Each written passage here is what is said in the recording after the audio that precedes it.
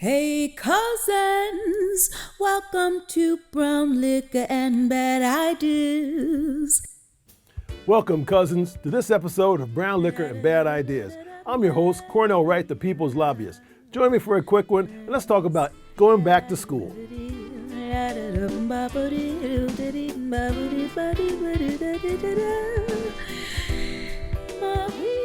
So, cousins, it is that time of year when we're going back to schools, right?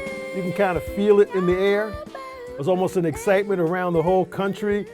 Little kiddos going to school for the first time, all the way up through all the grades, high school, seniors in high schools getting excited about launching their last senior year. Freshmen in college getting excited about going for the first time. College seniors getting a chance to start thinking about what they're going to do with their lives, how they're going to finish out their college education. Those in other various forms of technical schools and community colleges, also with the same excitement and joy associated with getting back to school. Here's to all those students. But cousins, if there's anything we learned through going through COVID, and I hope you all can recognize this, the appreciation for all of the people who helped those students to learn. The teachers, the assistants, the faculty of all stripes and colors in regards to those people who helped those students learn. Many of whom still need support from all of us in regards to supplies and that sort of thing, because for some reason, we still can't seem to get enough money to pay teachers enough money to do the great job, and there's shortages of teachers around the country. So if you need some opportunities, want to give back something to the country, consider being a teacher if you have some extra time, okay? Here's to all those teachers. Thank you for your work, and we appreciate it because it's so necessary. And if you don't believe me, anybody want to go back to when all the students were home? Think about the impact that had on families, on the kids' developments, on the economy. We don't want to go back, right? So let's recognize what we need to do to stay where we are. And staying where they are means that we're going to continue to fight COVID. We've got a lot of tools to help us fight COVID. We have drugs to help minimize COVID if you get it. There's vaccines to help prevent you getting COVID or minimizing the impact once you do. We have protocols and understanding. We still have masks in some places. We got a lot of things we can do to fight this thing called COVID, which is a formidable enemy, isn't it? This thing has mutated 4 or 5 different times in the last couple of years, killed over 1 million cousins out here in the United States, and impacted millions of others. In fact, now it's starting to become a question of you talk to your friends who hasn't had COVID, right, cousins? So that just means that it depended on what variant you got and what your vaccination status was as to how bad it could have been, right, cousins? So don't think about that this thing is over and we haven't gotten more work to do, because we do. Let's keep an eye on that. But the important thing about going back to school is that learning. We're getting a chance to start to learn and understand things and see things differently. So aside from the kids going back to school at this time of year, cousins, here's a challenge to all of you. We have to start learning more ourselves. So you say, why? 2 quick reasons. One is the pace of change in our world and new information is astronomical. And we are all challenged to try to keep up. And most of us are failing pretty bad, right? I mean, there's a few things I can kind of keep up with, and I kind of know these things. I'm pretty much there. But a lot of other things I have to do. I have to go to trusted sources to help me with that information. The key, cousins, is understanding what are those trusted sources and how those trusted sources are giving us the information. Hopefully pure and clear so you can start making your own determinations based upon that. I advocate in this show, as you've heard in the past, of getting multiple types of information available to us so you can look at and have a broad appreciation for what people are telling you about a given piece of information. You know, the old analogy, if you had 5 people touch 5 different parts of an elephant, they'd all describe the elephant differently, right? It's the same thing with information that's coming out here now. So our getting the chance to be able to communicate and get more to a focused opportunity that's good for all of us is us having a chance to have a broader capability of information and bringing it back to something that makes sense so we can get a clear picture as to what that beast, the elephant in this case, really is. You with me, cousins? So aside from which, the second part is, guess what time of season it is also, aside from being football. I told you that the first episode. But it's also election season. Within a couple months now, right? We're going to be having elections. Theoretically turned midterm elections. But I think midterm is a little bit of a misnomer because everybody in Congress is going to have to be reelected. A third of the senators are going to have to be reelected. Depending upon what state you live in, municipalities, there may be a combination of governors and other state officers that also are going to be elected. Now, these are pretty serious and significant times, cousins, because of anything that we've learned over the last, maybe 5, 6 years, it's just how significant who we put in political offices really is, because they have levers to impact things that really impact our lives.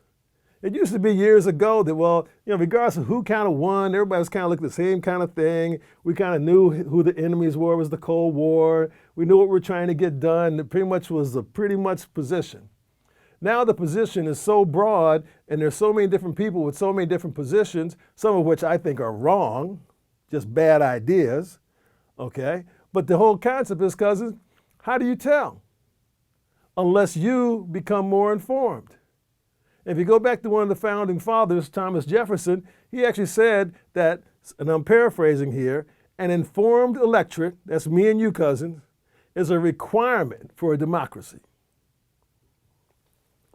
Informed electorate.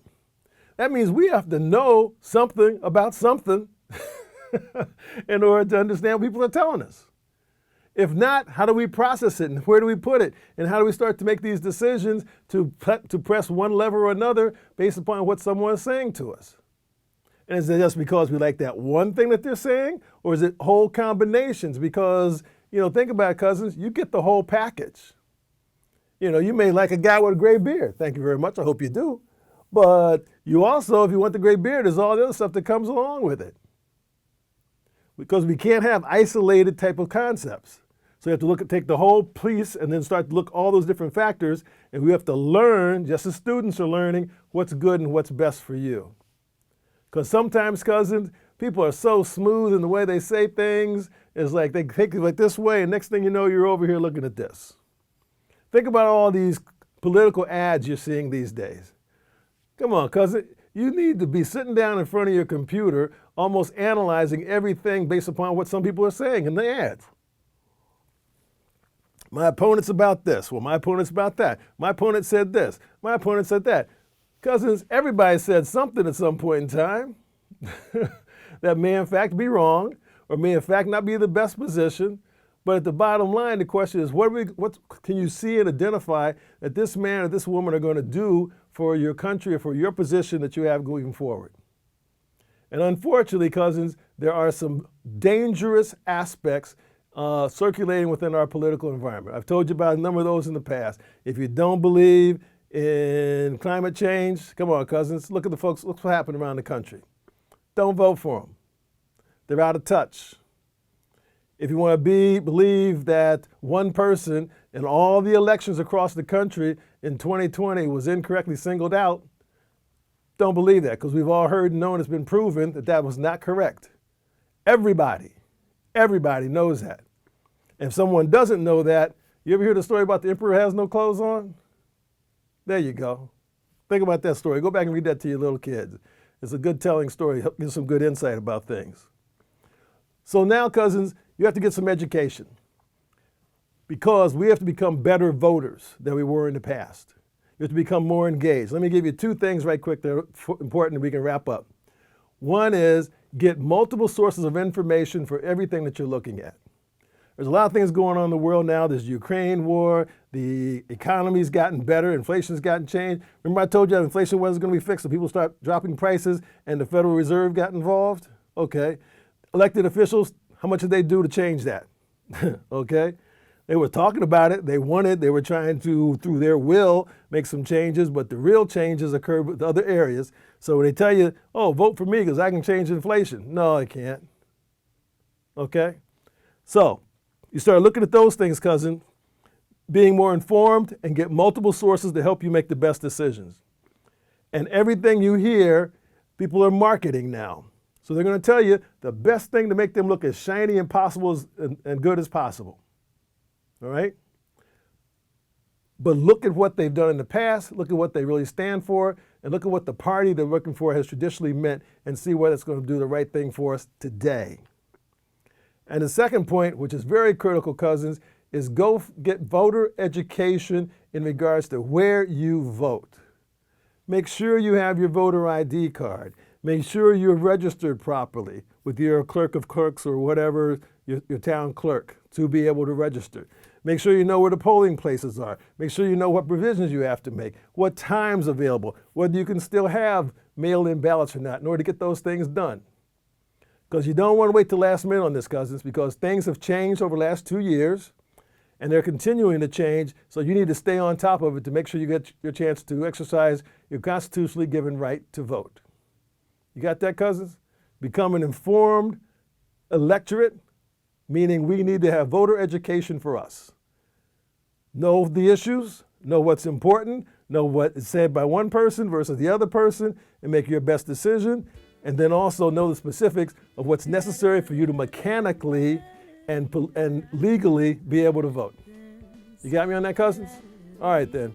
You take care. Let's enjoy the beginning of the school year, and let's get ready to rock, because the next 60 days or so is going to be amazing in the political environment here in our country. You take care of yourselves, cousin, and we'll see you on the next episode of Brown Liquor and Bad Ideas. Leave a comment at the bottom if you have some more ideas about how to improve our voter education. We'll see you next time. Yeah, we are the people. We are the people.